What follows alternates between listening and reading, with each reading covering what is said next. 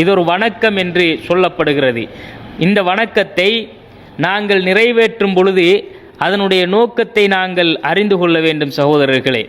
இவ்வளவு பெரிய தியாகத்தில் இருந்து படிப்பினைகள் பெற வேண்டும் என்பதற்காகத்தான் ஒவ்வொரு வருடமும் வருடம் துல்ஹஜ் மாதத்திலே ஆடை மாடை ஒட்டகங்களை நாங்கள் அறுத்து பலியிட வேண்டும் என்று நபிகள் நாயகம் ஸல்லல்லாஹு அலைஹி வஸல்லம் அவர்கள் நமக்கு வழிகாட்டி இருக்கிறார்கள்.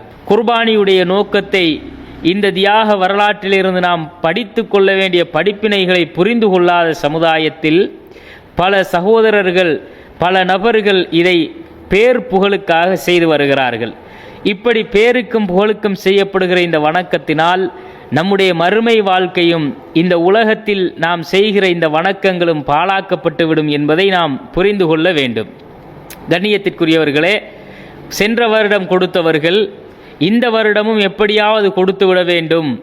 ஏன்னா போன வருஷம் கொடுத்துட்டோம், இந்த வருஷம் கொடுக்கலன்னா நம்மளை தப்பாக நினைப்பாங்களே, ஏளனமாக பார்ப்பாங்களே, போன வருஷம் கொடுத்தார் இந்த வருஷம் கொடுக்கலன்னு அந்த மாதிரி பார்த்து விடுவார்கள் என்பதற்காக மனிதர்களை திருப்திப்படுத்துவதற்காக வேண்டித்தான் நாம் இந்த காரியத்தை பல பேர் செய்ய நினைக்கிறோம்.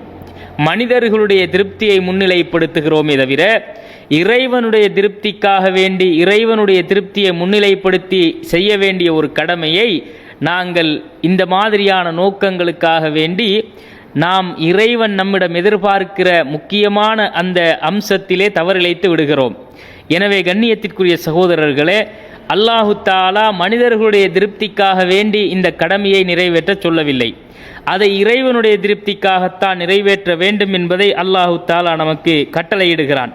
இறைவனுடைய திருப்தி என்ன? அவனிடத்திலே நாம் மனிதர்களுக்காக செய்கிற ஒரு காரியம் சென்றடைய மாட்டாது, அதற்கு பிரதிபலன் கிடைக்க மாட்டாது. அல்லாஹு தஆலா சொல்லும் பொழுது, லை யனாலல்லாஹ லுஹூமுஹா வலா திமாஉஹா வலாக்கின் யனாலுஹு தக்வா மின்கும். அல்லாஹ்விடத்தில் நீங்கள் அறுத்து பலியிடுகின்ற அந்த பிராணிகளினுடைய மாமிசங்களோ அதன் இரத்தங்களோ அல்லாஹுவை சென்றடைய மாட்டாது. வலாக்கின் யனாலுஹு தக்வா மின்கும், மாறாக உங்களிடம் இருக்கின்ற இறை அச்சம்தான் அவனை சென்றடையும் அப்படின்னு அல்லாஹு தஆலா சொல்லி, வலாக்கின் யனாலுஹு தக்வா மின்கும் கதாலிக்க சஹ்ஹரஹா லக்கும் லிதுகப்பிருல்லாஹ அலா மா ஹதாக்கும் வலஅல்லக்கும் தஷ்குரூன். இன்னொரு இடத்தில் லிதுகப்பிருல்லாஹ அலா மா ஹதாக்கும் வபஸ்ஸிரில் முஹ்ஸினீன் அப்படின்னு அல்லாஹ் சொல்லி காட்டுகிறான். அல்லாஹ் உங்களுக்கு நேர்வழி காட்டியதற்காக அவனை நீங்கள் பெருமைப்படுத்திட இவ்வாறே அதை அவன் உங்களுக்கு பயன்படச் செய்தான். நன்மை செய்கிறவர்களுக்கு நற்செய்தி கூறுவீராக நபியே என்று அல்லாஹு தஆலா சொல்லுகிறான். 22வது அத்தியாயத்தில் 37வது வசனத்தில் இதை அல்லாஹ் சொல்லித் தருகிறான். அப்போ கண்ணியத்திற்குரிய சகோதரர்களே, இறையச்சம் என்பதுதான் அல்லாஹு தஆலா இந்த குர்பானியை நிறைவேற்றக்கூடியவர்களிடம் இருந்து எதிர்பார்க்கின்ற மிக பிரதானமான ஒரு அம்சம். அந்த இறையச்சத்திற்காகத்தான் அவர்கள் தங்களுடைய பலிப்பிராணிகளை அல்லாஹுக்காக அறுக்க வேண்டும்.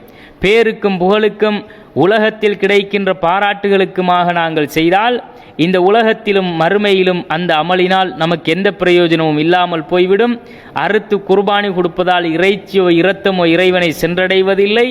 அந்த இறைச்சி அந்த பலிப்பிராணியை அறுக்கின்ற பொழுது இதை அல்லாஹுக்காக செய்கிறேன் என்ற அந்த உள தூய்மை, அந்த இஹ்லாஸ், அந்த இறையச்சம்தான் அல்லாஹுவை சென்றடையும் என்பதை நாம் புரிந்து கொள்ள வேண்டும். அதுக்குத்தான் கொடுக்கணும், அல்லாஹுக்காக கொடுங்க. மனுஷனை திருப்திப்படுத்துறதுக்காக போன வருஷம் கொடுத்தோம் இந்த வருஷமும் கொடுக்கணும்னு நினைக்காதீங்க.